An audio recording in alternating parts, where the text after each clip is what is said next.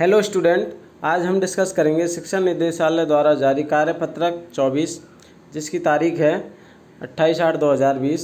विषय हिंदी। इसके अंदर हम रचनात्मक लेखन देखेंगे। यह कक्षा 10 के बच्चों के लिए है।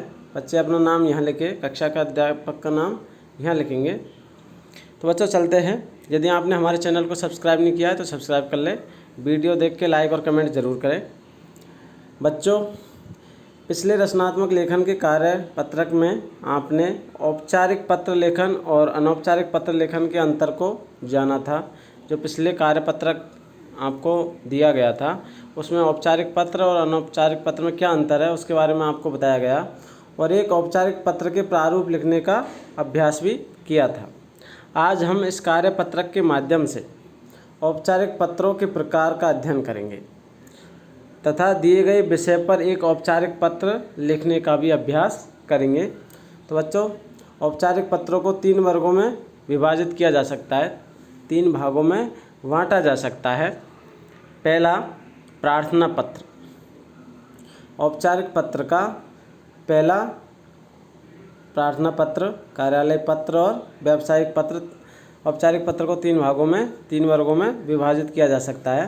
तो प्रार्थना पत्र में जिन पत्रों में निवेदन प्रार्थना की जाती है वे प्रार्थना पत्र कहलाते हैं। प्रार्थना पत्र में अवकाश, शिकायत, सुधार आदि आवेदन के लिए लिखे गए पत्र आते हैं। ये पत्र स्कूल के प्रधानाचार्य से लेकर किसी सरकारी विभाग के अधिकारी को भी लिखे जा सकते हैं। कार्यालय पत्र क्या होते हैं? जो पत्र कार्यालय कामकाज के लिए लिखे जाते हैं वे कार्यालय पत्र कहलाते हैं। ये सरकारी अफसरों या अधिकारियों, स्कूल और कॉलेज के प्रधानाध्यापकों और प्राचार्य को लिखे जाते हैं। इन पत्रों में डाक अधीक्षक, समाचार पत्र के संपादक, परिवहन विभाग, थाना प्रभारी, स्कूल प्रधानाचार्य आदि को लिखे गए पत्र आते हैं। ये सभी पत्र कार्यालय पत्र कहलाते हैं।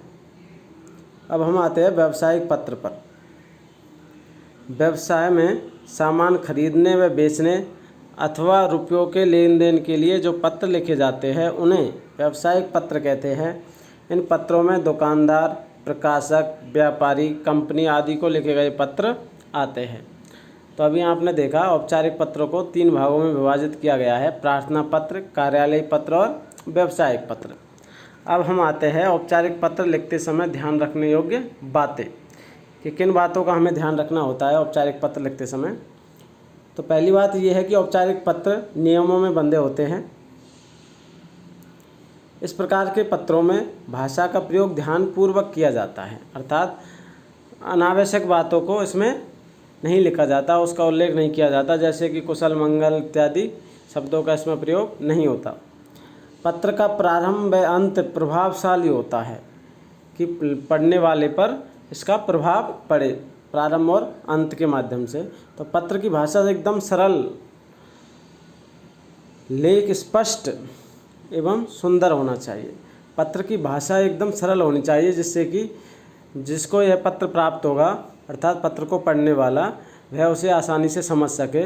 लेख भी स्पष्ट जिससे कि समझ में आए और सुंदर दिखने में सुंदर लिखावट होनी चाहिए। यदि आप कक्षा अथवा परीक्षक भवन से पत्र लिख रहे हैं तो कक्षा अथवा परीक्षा भवन उसके पते के स्थान पर लिखना चाहिए और अपने नाम के स्थान पर क्या लिखोगे? क ख ग।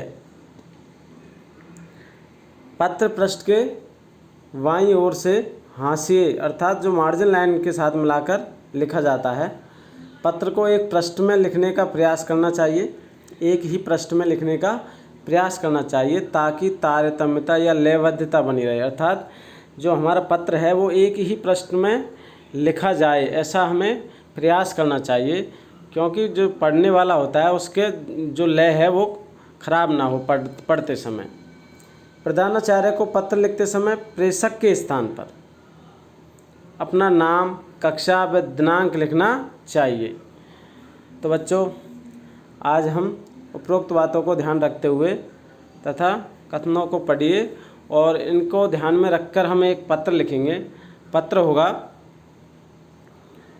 कि आपके आसपास कई दिनों से बारिश के पानी का जमाव है, आप इस समस्या को दूर करना चाहते हैं और आप दिल्ली के निवासी हैं, आपका पता है 20/8 310 रोहिणी दिल्ली। तो आप एक पत्र लिखोगे इस समस्या को दूर करने के लिए। तो बच्चों, आप इस समस्या को दूर करने के लिए किस अधिकारी को पत्र लिखेंगे, यह पत्र किस प्रकार का होगा? तो यह पत्र जिस अधिकारी को लिखेंगे वह दिल्ली नगर निगम का अधिकारी होगा और यह पत्र का प्रकार होगा प्रार्थना पत्र। कौन सा? प्रार्थना पत्र। यह पत्र का प्रकार होगा प्रार्थना पत्र और जो अधिकारी है वो होंगे नगर निगम के अधिकारी, नगर निगम के अधिकारी। तो बच्चों, आप विषय में क्या लिखेंगे? पत्र का विषय क्या होगा? तो विषय में आप लिख सकते हो कि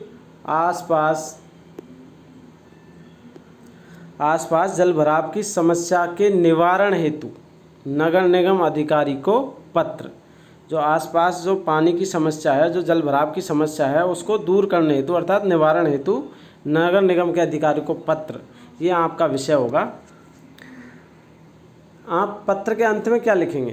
तो पत्र के अंत में आप यह लिख सकते हो 20/8 310 रोहिणी दिल्ली निवासी। यह पत्र के अंत में बाईं ओर लिखा जाएगा, लेफ्ट साइड। उपरोक्त दिए गए विषय पर संबंधित अधिकारी को एक पत्र लिखने का अभ्यास कीजिए। तो अब हम आपको एक पत्र अभ्यास के लिए बताते हैं, उसी के आधार पर आप एक नया पत्र लिखोगे। प्रार्थना पत्र, सेवा में स्वास्थ्य अधिकारी दिल्ली नगर निगम रोहिणी। विषय है आसपास जल भराव की समस्या के निवारण हेतु नगर निगम अधिकारी को पत्र। ये विषय होगा जो कि आपको कार्यपत्रक में दिया हुआ है। तो वहाँ आपको यह लिखना है, महोदय, हम रोहिणी के सभी निवासी आपका ध्यान अपने नगर की स्वच्छता की ओर आकृष्ट करना चाहते हैं। वर्षा के कारण हमारे यहाँ जल भराव की समस्या उत्पन्न हो गई है। सड़कों के गड्ढों में पानी जमा भरा पड़ा है। सड़कों के दोनों ओर तो पानी के तालाब ही बन गए, अर्थात बहुत ज़्यादा पानी इकट्ठा हो गया है तथा यहाँ की सड़कें भी समतल नहीं है। परिणाम स्वरूप बच्चों और वरिष्ठ नागरिकों को पैदल चलने और अन्य नागरिकों को आवाजाही में तकलीफ़ों का सामना करना पड़ता है। प्रतिदिन इस जल भराव के कारण लाखों मच्छर उत्पन्न होने लगे हैं, जिससे बीमारी फैलने का खतरा बढ़ गया है। सड़क के दोनों और मच्छर उत्पन्न होने के कारण सड़क से गुजरना कठिन हो जाता है। आपसे अनुरोध है कि इस समस्या की ओर विशेष ध्यान देते हुए वर्षा के जल को बाहर निकालने की व्यवस्था करें, जिससे कि सड़क मार्ग से आवाजाही बिना किसी बाधा के सुचारू रूप से शुरू हो सके। धन्यवाद। प्रार्थी 20/8 310 रोहिणी दिल्ली निवासी, दिनांक 28 अगस्त 2020। तो बच्चों, इस प्रकार आप एक पत्र तैयार करेंगे।